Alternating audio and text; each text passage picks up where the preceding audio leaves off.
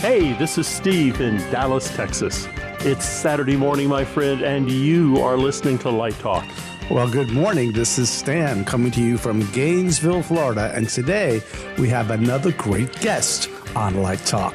And this is David coming to you from the beautiful Belmont Shore neighborhood of Long Beach, California. And if you don't already know, you are listening to Light Talk, and we are the Lumen Brothers. Welcome, everyone, to episode 296, and we all survived Las Vegas. Steve didn't survive it. He was surviving in Tex. And, you know, we have a special guest today, and he was in Las Vegas, too. That's Ethan Steimel. Oh, he's the guy from, I know where he's from. Money-making. No, Artistic Finance. Oh, right, Artistic Finance, right. The great podcast. We were all on it. We were all guests on it. And Ethan is here today. And where are you coming from, Ethan? Where are you recording from? New York? I'm recording from New York City, yes, Manhattan. New York City. You notice he said city. That's not Brooklyn. He's in New York City. Well, he specified Manhattan. It wasn't Bronx. It wasn't Queens. It was Manhattan. 62nd and 1st, specifically. Oh, you're right over that Starbucks on the corner. Okay. Exactly. Hey, Ethan. All right, well, thanks for having me. It's about time we had you. God. You know, I mean, we have so much to talk about. Well, we had to negotiate with the lawyers and your agent. It wasn't so easy. Snoot wasn't so sure. Snoot was not so sure. No, she was not happy about this arrangement, but I think everything's worked out now. So there you go. You know, what I heard was Snoot was kind of checking Ethan out as he was walking down the aisleway. It was like, you know, she's always happy to see him, but she loves to watch him walk away. I had no idea about Snoot. I don't know what he's talking about. I don't either. I thought Snoot had it for Stan, but that's a whole nother story.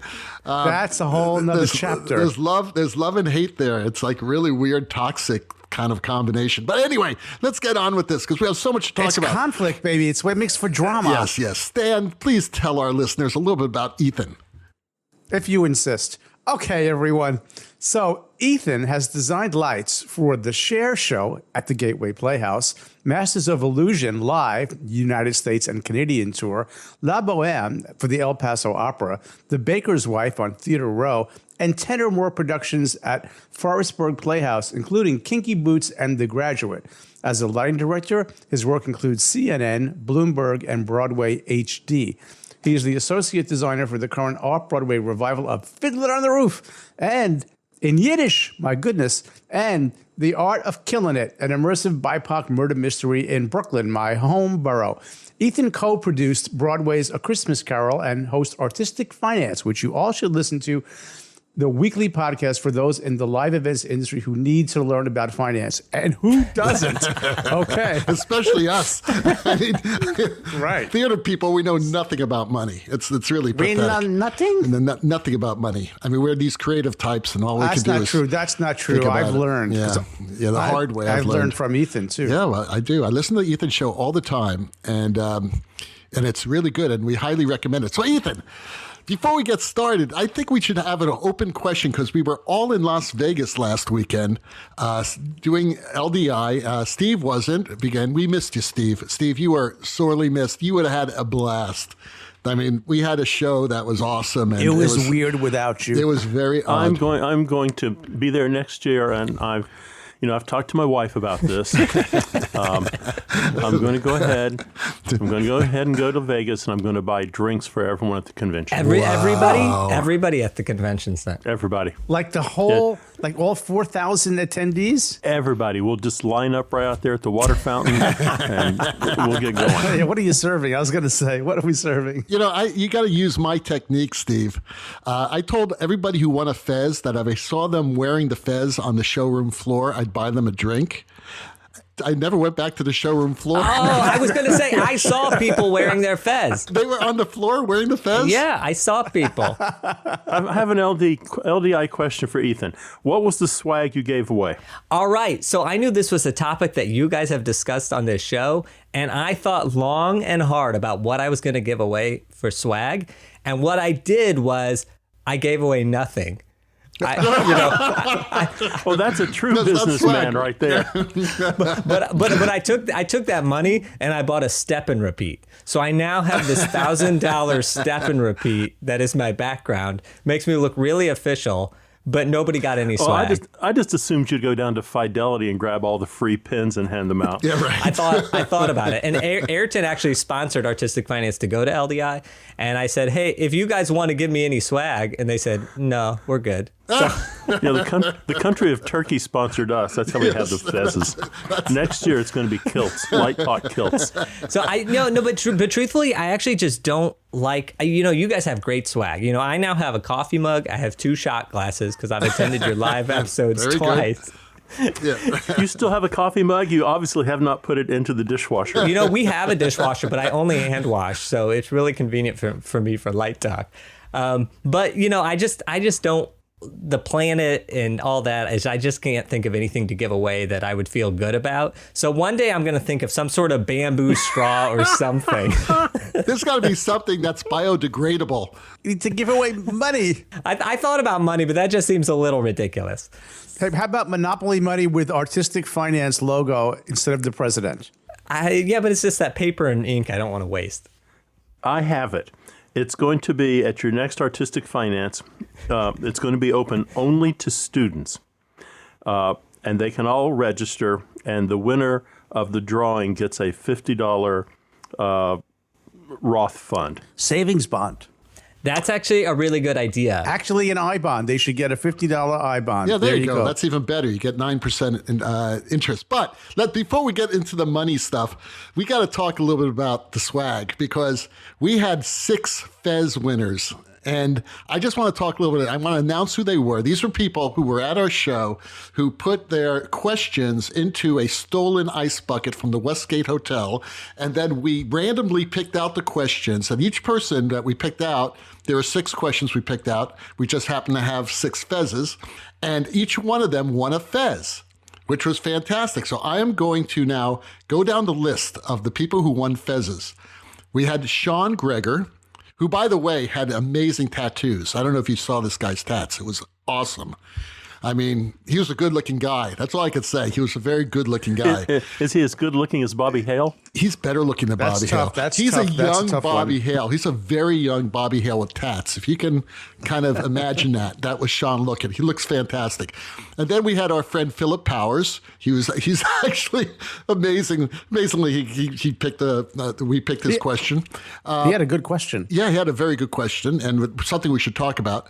That's right. Campbell Shaw, who, everybody's going after this kid to Our go to youngest school. listener. Yeah, well, everybody's like saying, you got to come to my school. You got to come to my school. It's like they're throwing we narrowed money it down at him. to 3. Okay. We narrowed it down to 3. There you go.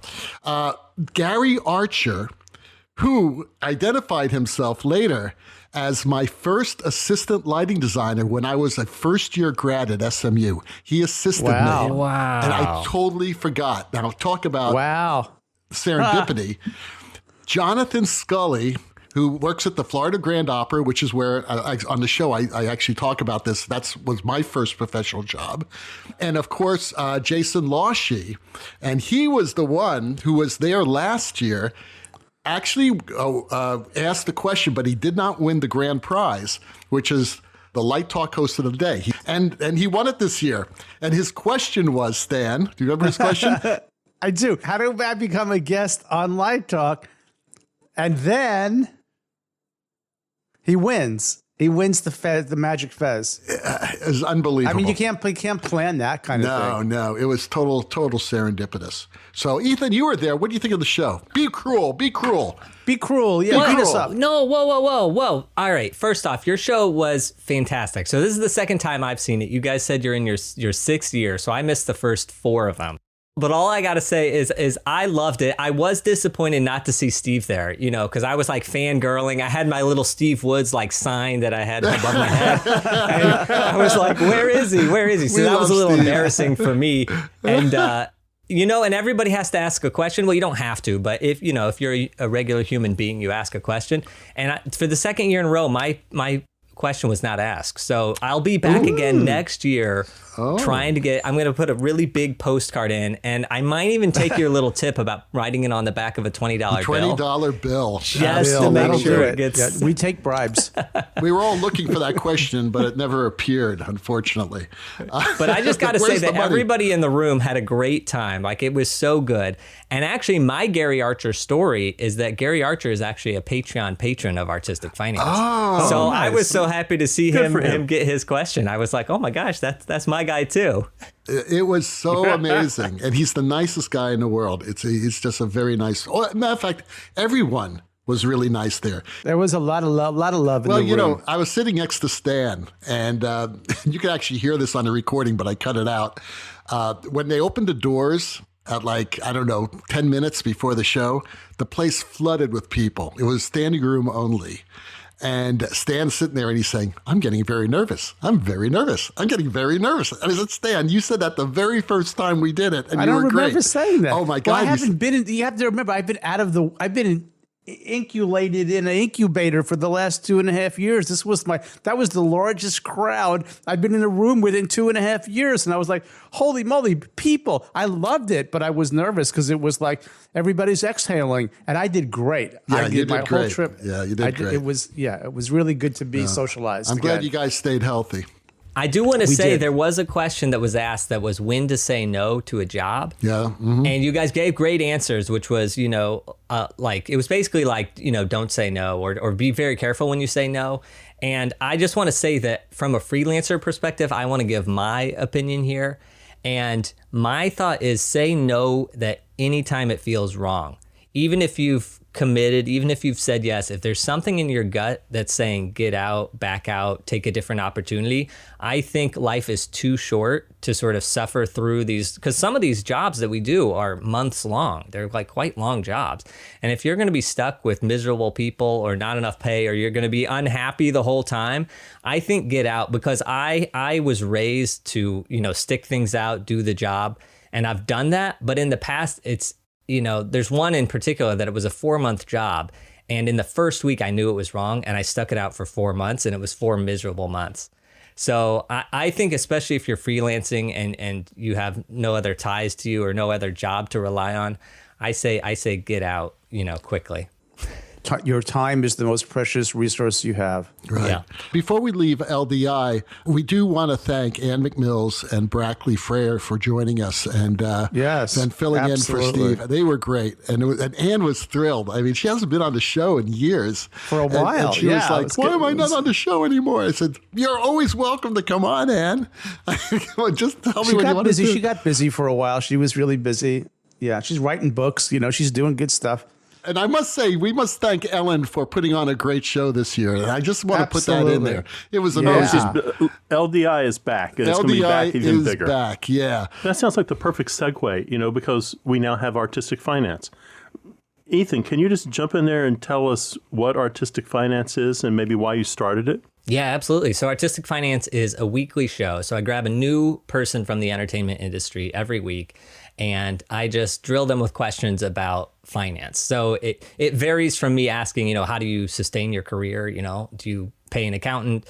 How do you invoice? All things like this, very personal finance, which is sort of, I'd say, my main focus is asking my peers and colleagues, how do you actually do this? And then we also, some of the interviews will focus on a specific topic. So I have one coming up with the CPA, and we talk all about retirement accounts for freelancers. And that's another specific thing is I certainly do talk, I've had all of you on the show, and you all have steady paychecks as professors. But I do focus a lot on freelancers and people who don't have another source of income and are, cobbling together gigs and gigs and gigs. So I do sort of focus that. And so some of the topics we talk about, taxes, et cetera, are really geared toward freelancers. And the reason I started it was because I've made some financial mistakes myself. And I think there were some that were easily avoidable, but I went ahead and listened to sort of like lighting designers I was working with, or, electricians, or just people that are in our community that I thought, oh, this person's been around for 30, 40 years. They know what they're talking about. And so I've sort of listened to them. And then later on, I found out, oh, wait, maybe that wasn't such a good thing. And just like silly example, but like receipts. Everybody always says, oh, save your receipts, save your receipts. So I did that faithfully. And I got to the first time I had to do my taxes, and I'm reading through all the rules, and there's all these receipts that I can't use, which is fine. I just throw them away, no sweat off my back. But it was like, oh, if I buy clothing, that doesn't count as a write-off. It only counts in a very specific situation if it has a logo or if it's only used at work and nothing else. And everything I own, I can wear multiple places. So I realized, well, okay, that's not a write-off, even though everybody and their mother says that it's a write-off. And then something else is that a lot of the advice is get an LLC, incorporate for liability protection, stuff like that. So I opened up an LLC. And granted, I did that because I was trying to get a job out in Long Island and I needed the LLC for that. But I didn't end up getting that job. But now that's been 10 years. So I've had this LLC for 10 years. But everything that I would use the LLC for, I could just do as a sole proprietor. I don't need that LLC. So it was things like that where I just sort of did things and I thought I was doing it right. I thought I had done the right research. But then it turned out that I had just listened to other people and then had these things that I didn't need to. So anyway, so that's why I started Artistic Finance. And then the other thing is that there's a lot of good financial people in the theater world, in the entertainment world. Like, and Steve, when you were on my show, you actually talked about this. You said there's a dirty little secret that we all pretend like we're not good with money. But the reality is a lot of us are good with money. And I'm very aware of this. And actually, you had somebody on your show, Luther Frank from Sovereign Candle Collective. And the way he talked about money on your show was really good. I mean, he's fairly young, like 30-ish, but his perspective on, wages and stuff like that is really good. So there's a lot of these people who are really good with money. And I thought, you know what? I need to talk to those people. Like I need to find out from them. And then the thing is that when I was younger, I had an uncle who just pulled me aside and he said, hey, do you have a Roth IRA? And at the time I had no idea what that was. And he just went on for like a half an hour little rant about what was important about a Roth IRA. And I didn't have any money at the time. I was in undergrad, but it stuck with me enough that I opened one up. I went and found out and I opened it up and I started automating $5 a week into this Roth IRA. And I wasn't investing anything because at the time it cost $5 if you actually wanted to purchase a stock. So I just let the money accumulate. And then when it got to $200, that's when I spent the $5 to purchase a stock. So that's something that when I got out of college and out of grad school, where I had this little bit of money, it was just a couple $1,000s, but it was because I had just started and automated by happenstance. Like I just happened to have an uncle who told me about that. And so that was a really good thing. And I thought, well, you know what? If there was a podcast, perhaps, where theater people, entertainment people, people who are historically maybe not good with money, but if they can hear other people talking about, oh, here's what I did that was good, here's what I did that was bad, some of these mistakes or good things could be accomplished by doing that. So that's why I started, because I just found it so important and I didn't have people in real life to talk to about it. And I thought, well, if I can talk about it and put it out in public, other people can listen without having to have the conversations themselves at the tech table, which is sometimes an awkward place to have these conversations, though I will say I have them at the tech table. And that's just how I roll. It's a beautiful story, Ethan. As you're talking, I'm thinking the people who need to get good with money the most are the people who don't have a lot of it. And that's where you started, with not having a lot, and that every week, even a little bit. And I didn't start with a lot myself, and I better learn something about money because I don't have any. So how do I change that? That's good motivation. That's another reason I started it. Was you go online to the Steve and I talked about this on our episode, but Money Magazine. It's like, well, you open that up and it says, well, if you're a millionaire, this is what you do. And it's like there's this big void for theater people who start from nothing. This is one of the problems with theater is people can get into high paying careers or good jobs, but they tend not to start that way. So eventually they leave theater for a corporate thing or something like that. But it's not the reverse where they're starting with a lot of money and then they're learning how to deal with a little. It's like, no, from the very beginning, you don't have any. And so you sort of get scarcity mindset and you have all these issues. And there's not a lot of financial help for people who don't have a lot of money. Because the reality is, like, saving money is important. We all know that. Nobody's going to disagree with that. But when you start your career not making a lot of money, it's hard for you to save. And then it's a compounding embarrassment on yourself because you're embarrassed that you don't have a lot of money to save. So then you avoid the topic. And actually, my target audience, so I actually thought my target audience was students. I thought this is perfect for students. This is who needs to hear this. And I did a listener survey like 6 months ago, and not a single student listens to my show. But, oh my God. Yeah. But the people who do listen are the 30-year-olds, the 40-year-olds, these people. Who are seeing the reality. Yeah. Yeah, exactly. Who are saying, okay, I want to start a family. How do I, get organized with my finances? Or I've been doing this career for 10 years. I still don't have a lot of money. I don't have any savings. Like I have listeners who are in their close to 50s and they have no savings or very little savings. And that's a very scary position to be in. But it's a reality. So anyway, so those are the people who are listening are people who are like, okay, all right, it's time for me to figure this out because no one else is going to do it. And I haven't gotten my big Broadway show that pays residual income, so I really have to figure this out. You haven't got it yet. Haven't got it You're yet. also talking about helping people start to build generational wealth. Yeah, it's a hard thing, generational wealth, and also my talk at LDI last year, so 2021, was about multiple streams of income and the importance of that, because that's, even all of you are all professors, but you also freelance outside. So you all already automatically have multiple streams of income, but in today's day and age, it's so hard and to survive on just one stream. And then freelancers automatically already have multiple streams. So this is another complication of if you're freelancing already, you don't have, like, you may have one job that's always recurring every year, or 10 gigs that are always going to come back, but there's others that come and go. And so automatically it's hard to get regular financial advice because it's like we already have multiple streams. Like, we don't have time for a side hustle because the time is so intensive of what we're doing. And so the generational wealth is a hard pill to swallow because it's like you have to get very successful in your career in order to make money, in order to grow generational wealth, in order to grow a family. And it's just a tough one because there's the harsh financial realities that I've come up against with artistic finance. And there's tough conversations that there's just no way around, because it's like, if you're not making enough money, you have to do something different.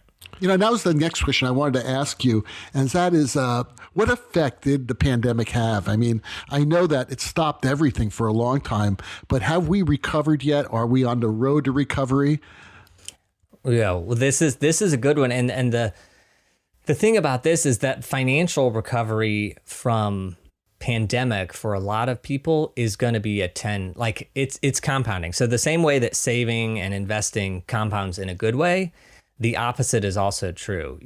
Taking a year off, 2 years, 3 years of savings is going to have a negative impact for 10 years, 20 years of people's personal financial lives.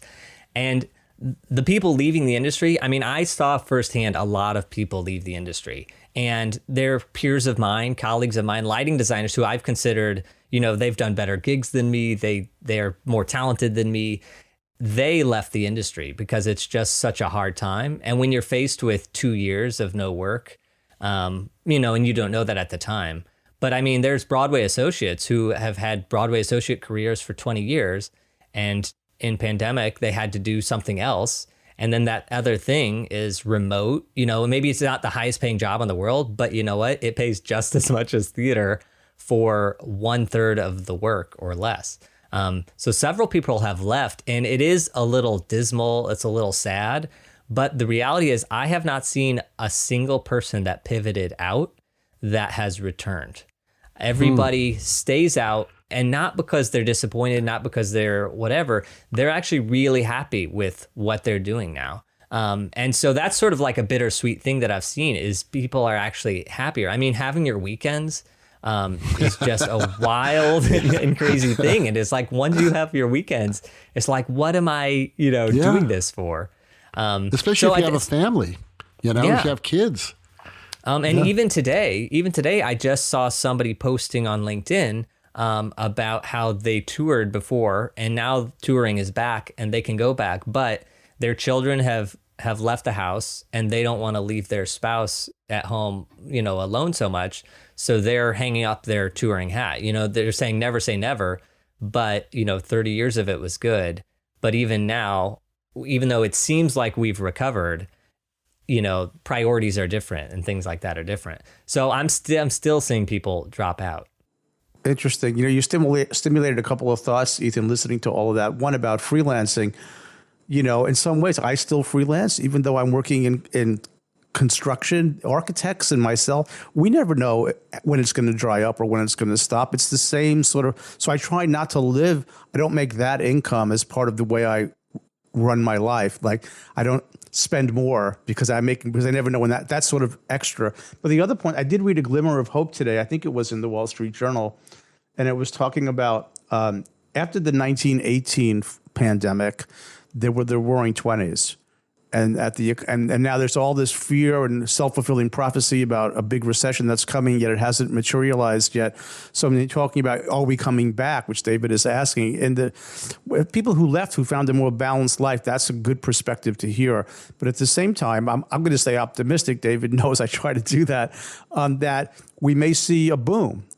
Because I think even reading today that the supply chain issues are clearing up, and that we may see, like after the 1918 flu pandemic, we might actually see a big spurt of growth and prosperity. And let's hope that trickle. If we have that, entertainment should also reap the benefits of it. So I'm just being optimistic. Well, I think that's appropriate. I think you're spot on, because even for myself, since August of this year, I have just been working nonstop. And even before that, I was busy. But it was just like August, I ran out of time to do invoices. It's like, if there's one thing I'm going to do, it's going to be sending off my invoices. And I hate doing that. I like doing it because I know what it's going to return to me, Right, but I want my partner to do that for me so I can do the design work. But I have just been so busy, and here we are in end of November, beginning of December, and it's like there is still just work to be had. So I think right now we're in a bumper crop of work. This whole year has been, and I think it's going to continue into 2023. But I was just on Fiddler on the Roof in Yiddish at New World Stages, and I will say there was a lot of young people there. So this was very hopeful, seeing all these young people there working. I'm 34. I was the oldest designer type in the room. The actual designers didn't show up into the room. Maybe I shouldn't say that in public, but it was the third remount of this version, and I was like the oldest one, and I was feeling old there. But the good thing about it was that there was all these young people that are here to sort of fill the gaps where other people have left the industry. So I think this is a big moment of turnover, and there's a lot of opportunity for young people. And I myself have been getting assistants reaching out to me on LinkedIn or however, asking if I have work for them, and I've been giving them work. So there's definitely this large group of young people that are willing to work now and are getting work and great opportunities. Now, Ethan, you shot off some numbers about where, what the state of the regional theaters are in and things like that right now compared to before the pandemic. Do you want to just go over a few of those? I found them very interesting. So actually, this was a study done by JCQ Arts Marketing, and this was, I think, a week ago. And they looked at the 2021-22 season of 15 professional arts organizations. So they chose 6 regional theaters, 4 music groups, 2 opera companies, 2 performing arts centers, and then a ballet company. And now, granted, the Omicron surge was in all these statistics, but it was just talking about recovery and numbers. And so subscriptions for these organizations is down 32% from pre-pandemic. And that's even with this bumper crop of work that I'm saying. It's like everybody's doing theater, everybody's doing stuff. And attendance at all these theaters is down 14%. And then revenue is, even though these numbers are down, revenue's only down 8%, but that's still 8%. And so if you have $1 million in income and you're down 8%, that's $900,000 instead of $1 million, which is quite a significant thing. And then the other interesting thing that they pointed out was that discount ticket buyers are down, which sort of means that you can only discount a ticket so much before you just run out of people who even want to attend the theater, because other people also, I think, want their theaters. But another thing is that all across the boards, these organizations are doing about 70% of the programming that they were doing. So they're all doing less shows, less things.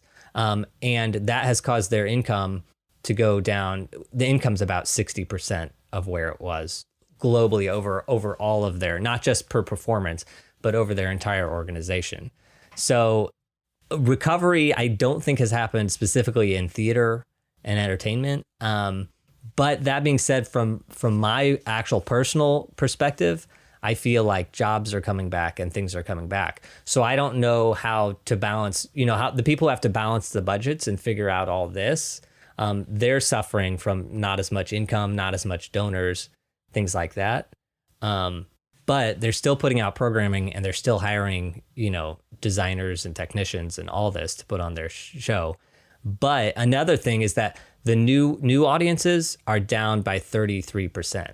So people that were coming to the theater for the first time or coming to these organizations for the first time or a one-off show are not coming as much. And here's even worse is the returning audience is actually down by 29%. So audiences are not coming. And I don't know if that's because of Omicron, because of unknown. I'm not sure why. But that's a reality. And all the shows I've done this year, out at Forestburg Playhouse and out at Gateway Playhouse, talking with the producers is they're still recovering from COVID. And I know at Forestburg, Franklin said that he's like, I'm feeling like I'm just now starting to get back to where I'm ready to program for next year and maybe have a profitable year.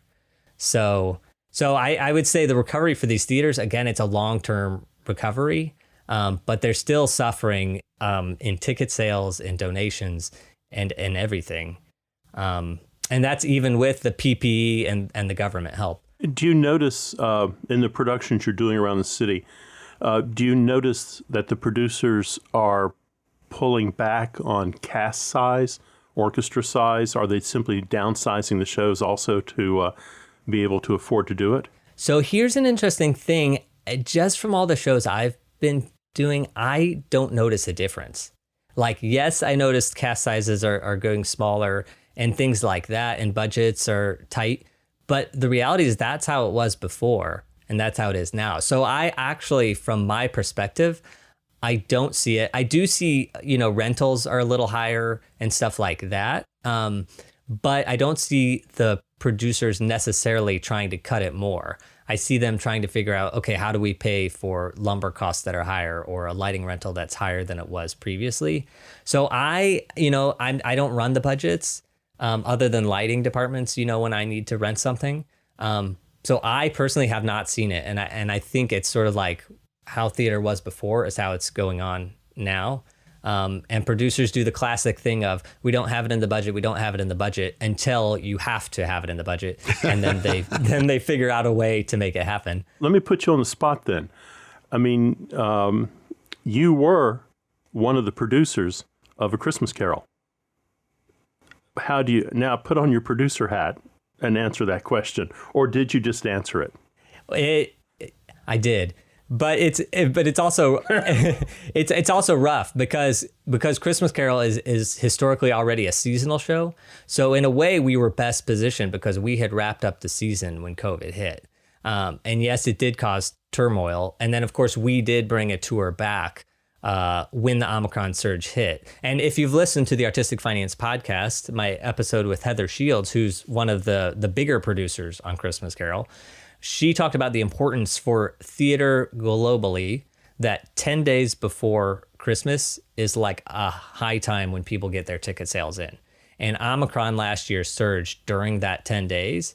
And so many companies were hit financially so hard because the bulk of their ticket sales was that 10 days before Christmas, and they all lost out. So, and Christmas Carol was no different. So this year we didn't come back to Broadway. Like, our hope was to come back to Broadway every year. and COVID ruined that. And then Omicron was such a financial hit. And this is even with, I don't know the exact numbers, and it's probably legally not, I'm not allowed to say, but I know that Christmas Carol, the entity, got, $1 million or so from the government via the PPP and via programs like this. So even with that $1 million of help, they still had a terrible financial year last year that they're still recovering with.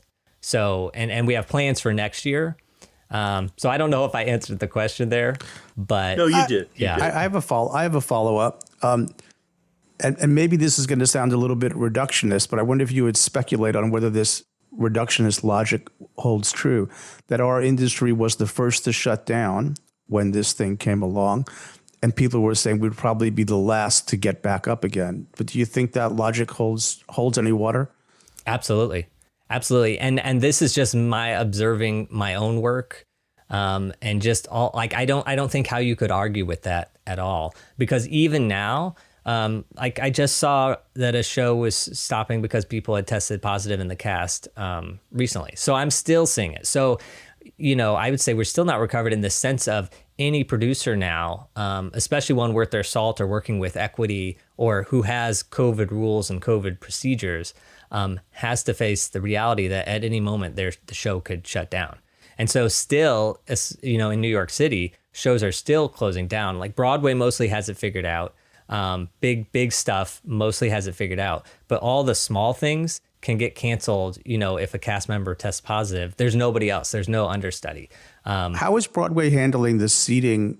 Are they packing people in like they used to, or have they are? 100%. No mask requirements. No, okay, because I just, one of our colleagues, a well-known lighting designer, posted just yesterday who's been working and owns a company, and that he's got it.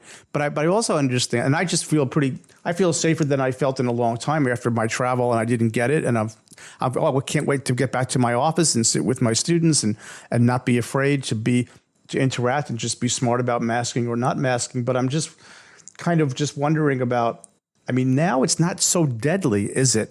It seems that from a deadly perspective, it's for people who are elderly or have other underlying conditions and such. Are we safer? Do you get the sense that we are safer as a society? I don't feel safer at all. I feel the exact same before. When vaccines came out, then I felt safer. And I will say, once I got my vaccine, I was like running naked through the streets, super happy. I thought I saw you. Yeah, exactly. I made the news. the news. He was good looking too. Yeah, not bad. A few taps would help, but I'll get those eventually. I get those. But I personally have sort of never been worried once vaccine came out, because that's just how I am. But I don't, you're crammed in there, you're packed in. I also did a show recently in Missouri, and I walked into the theater and I was like, what is this giant gap between rows? Like, because in theater or in New York, I forget that the seats are so close together and everybody is in the Broadway houses, And I went out, I was like, what is this? It's like the back of a 747 in Coach, on Broadway exactly. theaters, right? So I don't know what we were talking about, but I don't feel any safer, honestly. I think what it is the you vaccine. were naked in the streets. That's right. Naked. I wasn't planning to talk about It's funny that because I do feel today. I've had all the vaccines. At first, I didn't think they worked for me. Now they are working for me, and now I have the bivalent, so that should handle most of it. So I feel like I do feel safer. But then again, I was living in a bubble for 2.5 years. So I don't know maybe I'm being overly exuberant that I shouldn't feel as safe as I feel. I don't know. Well, I will say I did get COVID, but I got it post-vaccine. And so did I. The only reason I even knew I had it was because I had to get tested for work. Interesting. You had no symptoms. You were asymptomatic. Well, no, I did have like a little bit of I thought it was allergies. Very, very minor allergies. Those aren't unusual for me. But I never would have known it was COVID except for that. Yeah. I will say, like, even pre-vaccine, as a freelancer, you have to take jobs or not, but you have to. And I remember people constantly were saying, oh, I'm too afraid to fly. I'm too afraid to take the subway. I'm too all this. And I would just sort of sit there in my brain because it's like, well, I had to get to work.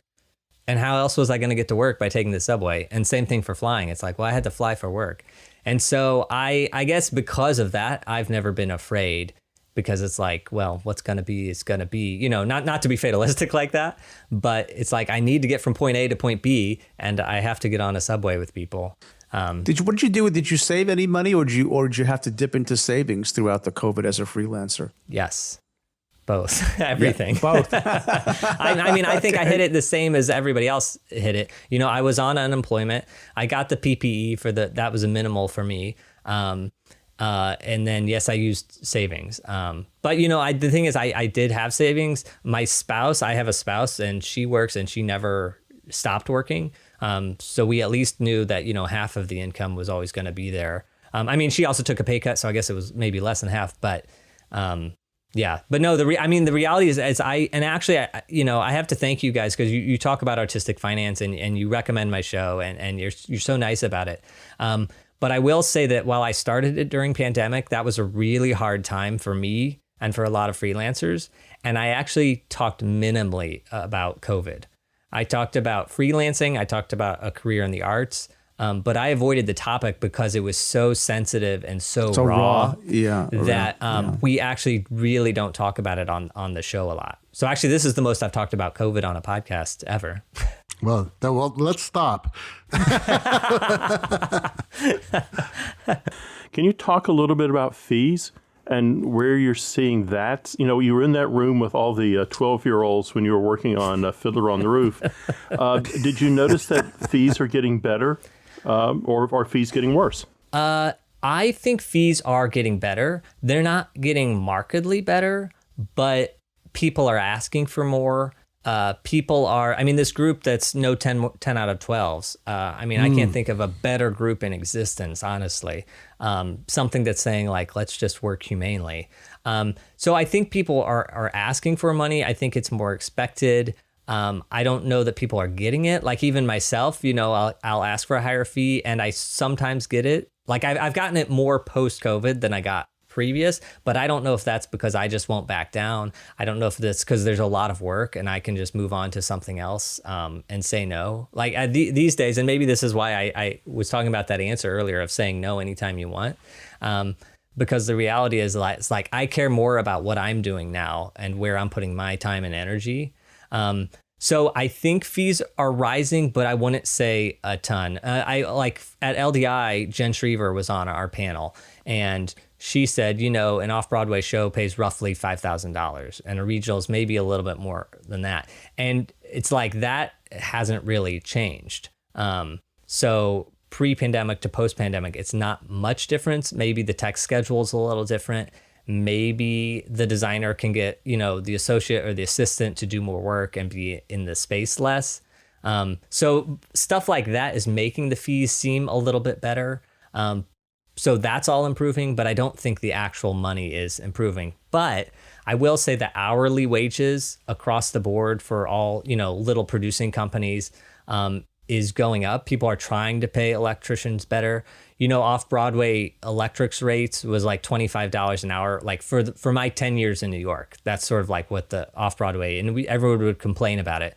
But since COVID, that's sort of gone up to $35. I've even seen crews getting $45 or $50 an hour. So that is good. Those budgets are increasing. So yeah. So again, it's like it's sort of the same as it always has been, but people are expecting people to ask for more, and people are on the producing side are a little more willing to give a little bit because they just want to commit to all those things that happened during pandemic of we're working ourselves to the bone, we're working to ourselves to death for what? And the reality is, okay, we can do a little bit better.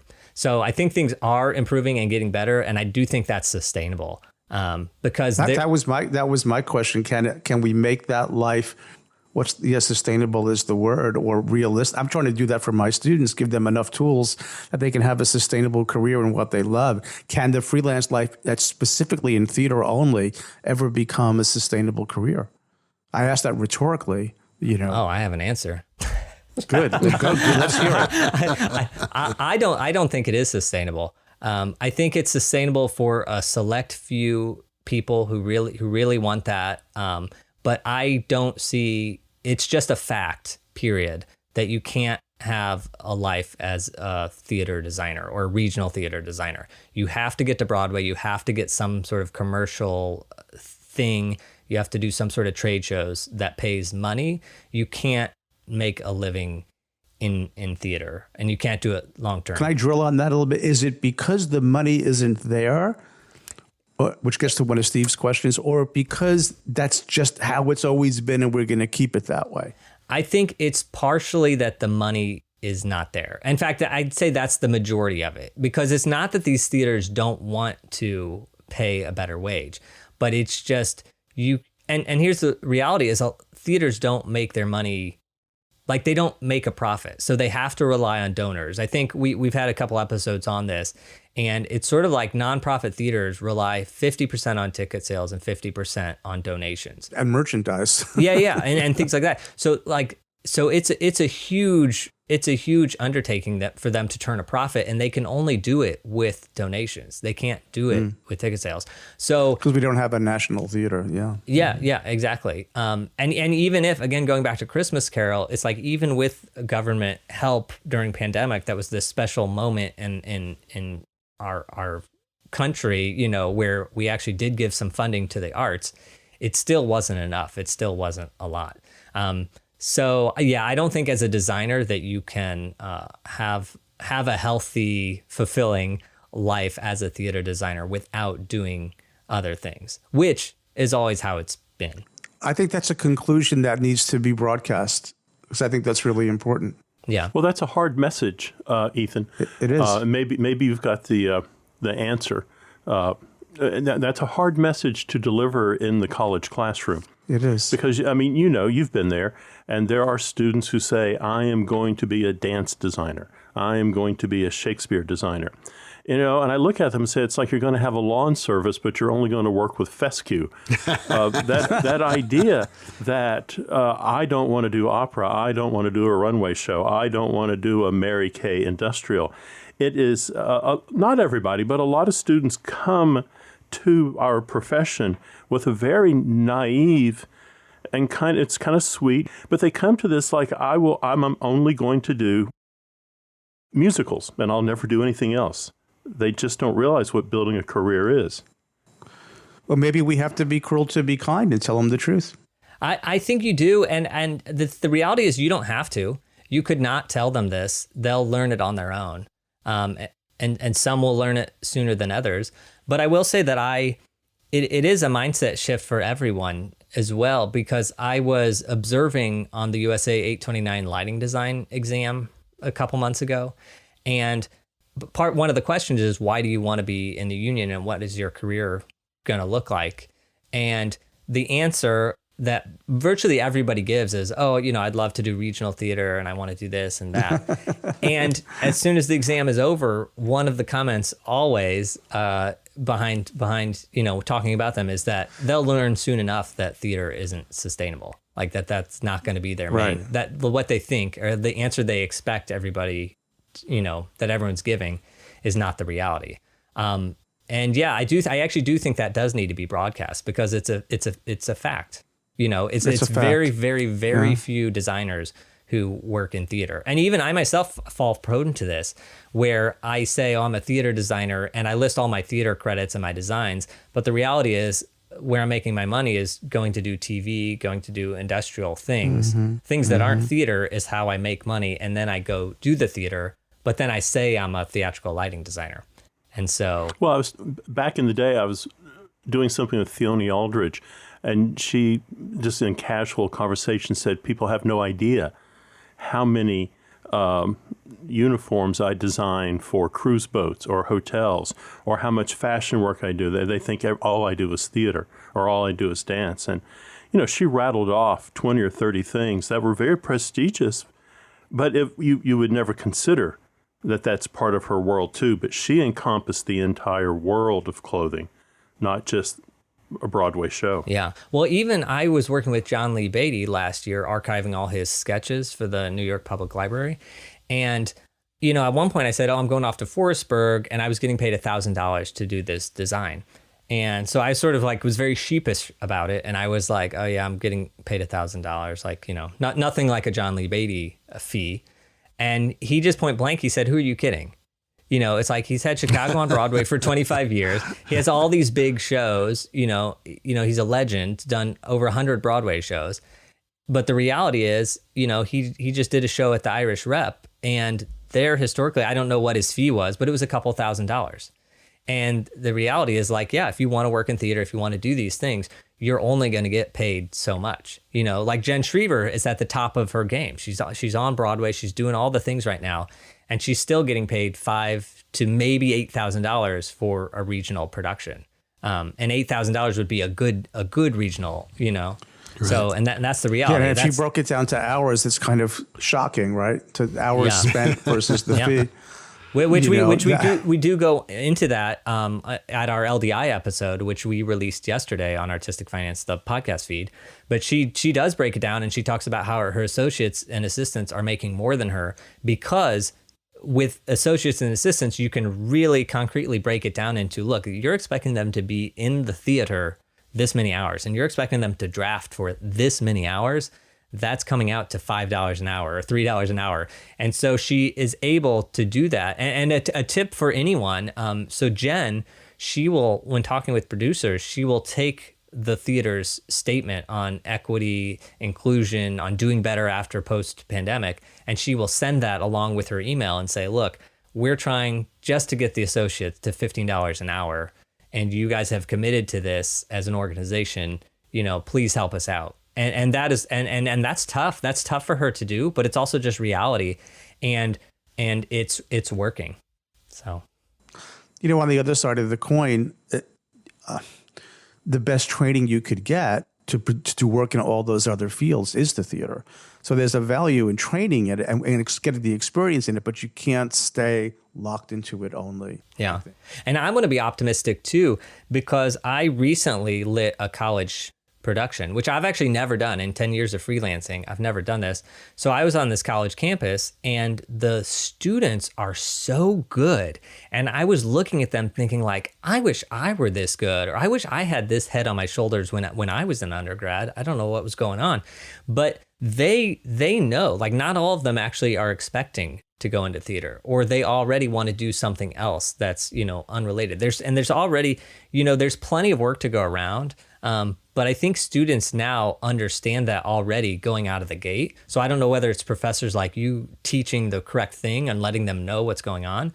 But a lot of them are not expecting to move to New York, and they don't want to move to New York. And the reality is, in today's day and age, there's so much work, there's so much content being created that you don't need to move to New York. Even though obviously if you do want to get to Broadway, et cetera, yes, go there, go to the big cities, but you don't need to, and students aren't expecting to. And so that gives me hope, because it's like, oh, they already are not setting their hat on Broadway.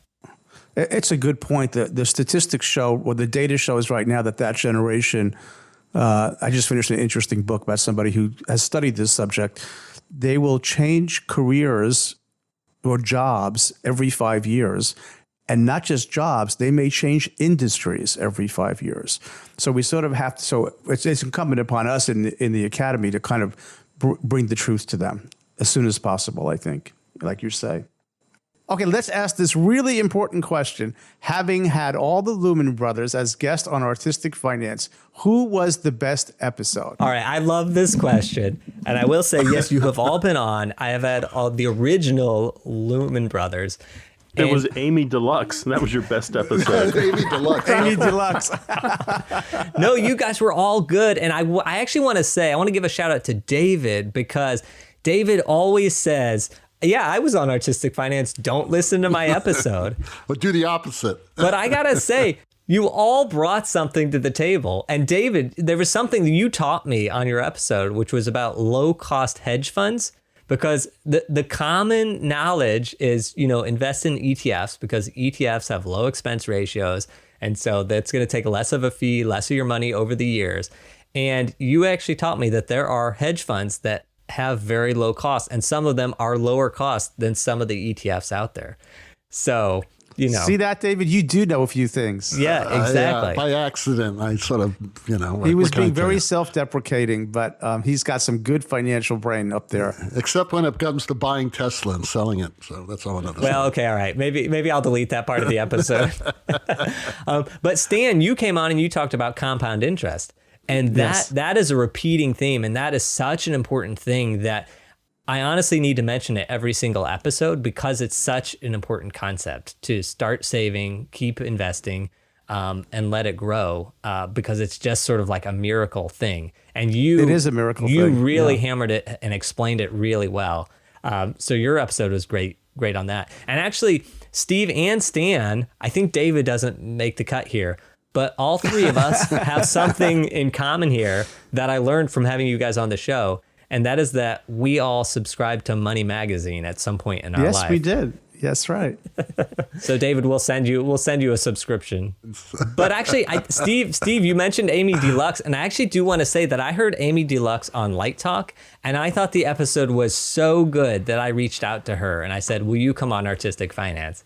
Did you see her van at LDI? It was the white one with a dent in the passenger side door.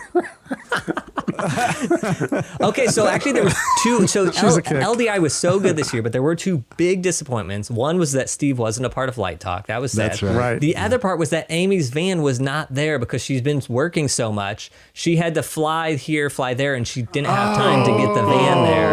Yeah. I was looking for it on Saturday night. I couldn't find it. That's why. Gonna have to give her a wag of the finger. Oh my God. I was looking for that because there was a party in that van. There was going to be a party, but not anymore, I guess. I guess that never happened. That was the first question I asked was, "Where's the van?" She said, "Oh, Where's sorry, the no van?" no van." Hey, Ethan, thank you so much for being on the show today. This is a real kick. We could talk for another hour, but we could. This could go on a long time. Listeners would say, enough of this. I'm going to listen to some music. No, I gotta say thank you for having me because your guys' show is so good, and you don't say it enough, but you guys are the #1 lighting podcast in the world. Well, at least in Long Beach, Gainesville, and Dallas, and the Faroe Islands. There's not a lighting podcast out there that is more popular or better than your guys's, and I don't even know if you guys realize it, but you guys are so funny. You're always laughing. It's such a good show, and you have such a community. I mean, as I saw at LDI this year, because it was double the size of last year's sad little post-COVID LDI in a tiny little room. It was a tiny little room, but it was jam-packed. It was people everywhere. Everyone was so happy to be there. It was such a good episode, and you guys are just doing great work. And also from my recent college show experience, I have to say that as lighting professors, you guys are incredible. All three of you care so much about your students and you're doing so much. And Light Talk is a result of that, of like the value that you're bringing to the community and to educators across the nation, across the world. You guys are three of the best lighting design professors in existence. And so I got to commend you guys for that and for Light Talk. You guys are doing a great job. You're still not getting a fez. No, you're not getting a fez. But you know something? Listen, guys, I found 6 fezzes. You remember the fezzes I lost? Yes, you found them. Found them. I got 6 more fezzes. Send Ethan a fez. You're going to get a fez for saying all that, man. Awesome. Amazing. All right. Well, the rocking sounds of the Luminoids tells us that once again you've spent another morning listening to Light Talk. You can hear our show on just about every podcast site out there. Check out our website on lighttalk.org and be sure to follow us on Facebook and subscribe to the podcast. That way you will not miss a second of Light Talk insanity. No guarantee is offered regarding the accuracy of any of these statements or opinions made on this podcast. However, if you are foolish enough to decide to litigate us, the Snoot Group, with the legal team of Sparks, Burnout, and Chase, will defend us until all of our Roth IRA funds are depleted. And if you listened to our episode last week, you know you don't want to screw around with Snoot. That's all I have to say. Amen. Light Talk is written and produced by the Lumen Brothers, coming to you from Long Beach, Gainesville, and Manhattan, the center of New York City, and the Republic of Texas. And be sure to join us next week when we talk about more lighting shenanigans and serve you much more of our casserole of nonsense. We are the Light Talkers, and we are broadcasting questionable lumen and some good financial knowledge with a dose of humor around the world. So we'll see you all next Saturday morning. Bye-bye from Light Talk. Light Talk.